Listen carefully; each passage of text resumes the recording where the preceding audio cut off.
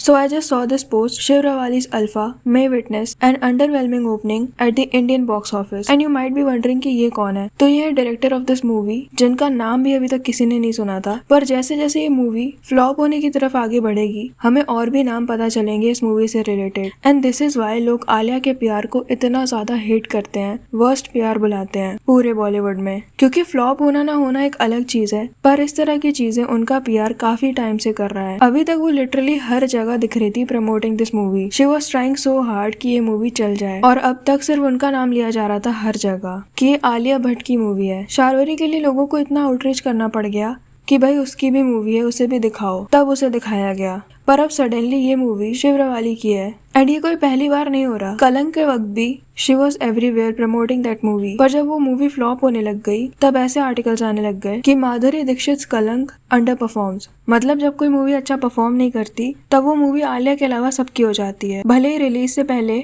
आलिया किसी को दिखने भी ना दे रही हो। कलंक में भी जो उनका डांस था, उसमें आलिया ने ऐसा ही किया था, वो ज्यादा दिखना चाहती थी उस सॉन्ग में। इवन गाने की कोरियोग्राफर सरोज खान भी डिसअपॉइंट हो गई थी कि काफी ज्यादा काट दिया गया उनका song. And I am not kidding, Alia की सच में इतनी पावर है कि वो सीन कट करवा सकती हैं किसी का। सबसे ज्यादा अगर किसी नेपो किड को सपोर्ट मिलता है उनकी इंडस्ट्री में भी एंड मीडिया वालों से भी, तो वो आलिया ही है। ये बात कपिल के शो में वरुण धवन एंड सिद्धार्थ शुक्ला ने मजाक मजाक में बताई थी कि इन दिनों की मूवी है साथ में हम्टी शर्मा की दुल्हनिया, उसकी शूटिंग चल रही थी, तब कोई सीन था इन दोनों के बीच जिसमें आलिया नहीं थी। तो इवन तो आलिया को भी वो सीन अच्छा लगा, पर उसमें क्योंकि वो खुद नहीं थी इसलिए उन्होंने वो सीन कटवा दिया। ये बात मजाक में कही थी, but this is how she is. ऐसे ही कुछ उन्होंने RRR के वक्त किया था, उसमें उनका काफी कम रोल था फाइनल एडिट में, तो काफी डिसअपॉइंट हो गई थी और उन्होंने सारे PR पोस्ट उसके डिलीट कर दिए थे अपने अकाउंट से। पर जैसे ही फिल्म अच्छी चल गई, हिट होने लग गई, वो अचानक आलिया की फिल्म हो गई। अभी अल्फा का जो रिव्यू आया है वो काफी ज्यादा डिसअपॉइंटिंग है।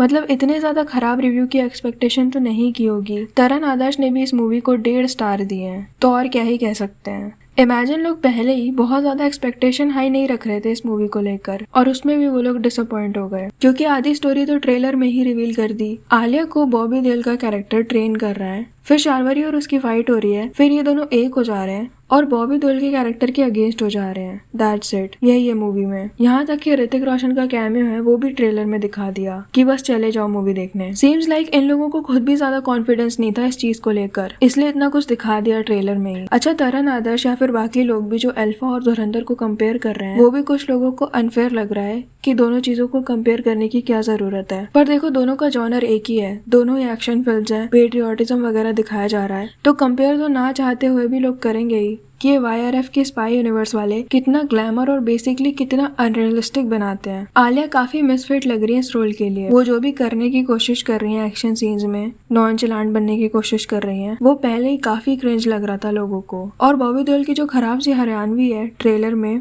वो भी पहले से ही क्रिटिसाइज हो रही थी, और वो मूवी में कहीं है कहीं नहीं है। अगर नहीं आती कोई चीज तो सीख लो, या फिर ये चीज रखो ही मत मूवी में किसी की लैंग्वेज को डिसरिस्पेक्ट करने के लिए। और अभी भी PR रुक नहीं रहा है, बहुत कोशिश की जा रही है, अब भी शायद कुछ हो जाए। See the story of rebel kid. Guys, I just came back home from watching Alpha because if Alia Bhatt is in a movie, I will pay for recliner and oversized popcorn and watch that movie as soon as possible. I honestly did not think that Alia Bhatt can do an action movie, but my mother, my mom, she has never disappointed me. She is too fucking good, and honestly, so is Sharvari. Her acting, dance, action, everything was a solid 10 on 10. And because it's an action-packed film, you guys have to go and experience it in theater. बिल्कुल obvious नहीं लग रहा कि ये PR है। This is not how she talks. तो ये लोग अब इस मोमेंट पर इतनी डेस्परेटली पैसे क्यों वेस्ट कर रहे हैं PR में, जो कि ऑब्वियसली दिख भी रहा है कि ये PR ही है। Actually every promotion with social media personalities, चाहे वो समय रैना के शो में जाना हो, चाहे मितबैत के साथ रील बनाना हो, चाहे मिस आनंद के साथ वीडियो बनाना हो, काफी फेक लग रहा है। Even though she tried very hard कि वो मूवी प्रमोट नहीं कर रही हैं, she is really fun and chill in real life, but somewhere वो चीज दिखी नहीं। ये जरूर दिख रहा था कि she is really worried about this film, कि ये चलेगी भी कि नहीं। सीम्स लाइक ये सारी जो ट्रोलिंग है, नेगेटिविटी है, इसका स्ट्रेस है, पर जो चीज दिखेगी लोगों को वो तो बोलेंगे ही ना। अब अजीब अजीब चीजें सामने दिख रही हैं, तो लोग क्यों ना बोले।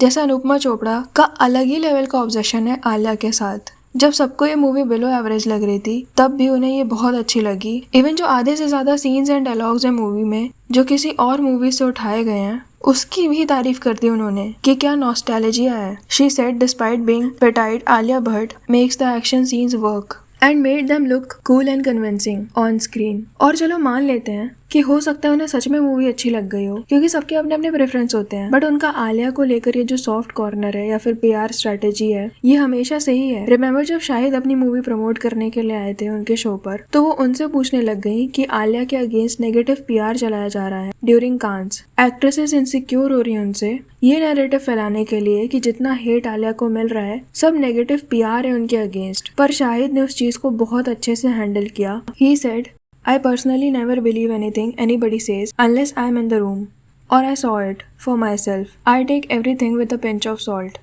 He said कि सोशल मीडिया के टाइम पर परसेप्शन मैनिपुलेट करना इजी नहीं है। He was so blunt to say कि जब लोगों को पता चलता है कि आप फेक पर्सोना दिखाना चाह रहे हो, मैनिपुलेट करने की कोशिश कर रहे हो विद फेक पर्सनालिटी, तो आपको पसंद नहीं करते। I mean what else you expect? अगर कोई एक्टर अपनी मूवी के लिए आया है और आप उससे किसी और की इमेज क्लीनिंग करवाओगे तो वो एक्टर फ्रस्ट्रेट तो होगा ही। और ये बात कहीं से सच भी नहीं है कि सारी एक्ट्रेसेस ने मिलकर फेक PR चलवाई है against Alia, because people love her so much. जितना भी हेट है वो जेन्युइन है, किसी ना किसी रीजन की वजह से ही है। आप उसको एड्रेस करने की जगह अगर मैनिपुलेट करने की कोशिश करोगे ऑडियंस को ही, तो और ज्यादा ही हेट बढ़ेगी। उनकी PR की वही सेम स्ट्रैटेजी रहती है जिसकी वजह से हेट मिलती है, and they are just not ready to change it. अभी अल्फा में भी टीजर पूरा आलिया को डेडिकेटेड था, शार्वरी कहीं नहीं दिख रही थी। फिर आउटरीच के बाद कुछ ज्यादा ही पोस्ट आने लग गए शोइंग कि ये लोग कितने कैजुअली हैंग आउट करते हैं साथ में, कितने फ्रेंडली हैं, जो कि काफी फेक लग रहा था। और अगर आलिया के अगेंस्ट कोई एक्ट्रेस हेट फैलाती हुई दिखी है तो बस दिव्या खोसला है,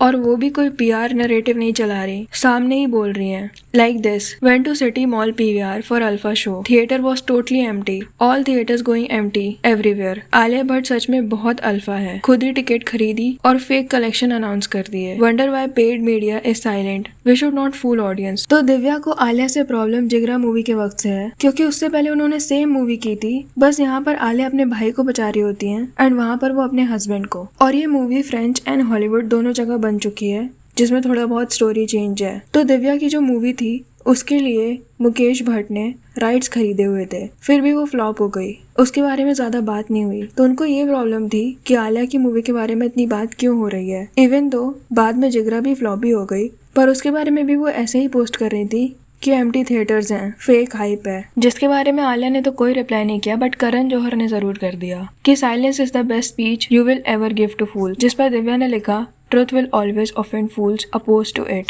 When you are shamelessly accustomed to stealing what rightfully belongs to others, you will always seek shelter in silence. You will have no voice, no spine. So यही एक अकेली एक्ट्रेस है जिन्होंने एफर्ट डाले हैं टू हेट आलिया। इसके अलावा mostly real audience ही है जो कि हेट नहीं दे रही, अपना ओपिनियन दे रही है, जिसे एक्नॉलेज करना चाहिए और चेंज लाना चाहिए, न कि अनुपमा चोपड़ा से ऐसे PR क्वेश्चन पूछवाने चाहिए जिससे और बुरा ही इम्पैक्ट पड़ेगा। दैट टू जब आपकी मूवी रिलीज होने वाली है, जिसे आप इतने डेस्परेटली चाहते हो कि हिट हो जाए। वैसे क्या लगता है आपको इस बारे में? कमेंट सेक्शन में जरूर बताना। वीडियो पसंद आई हो तो लाइक कर देना और ऐसी और वीडियोस के लिए विचार को सब्सक्राइब कर देना।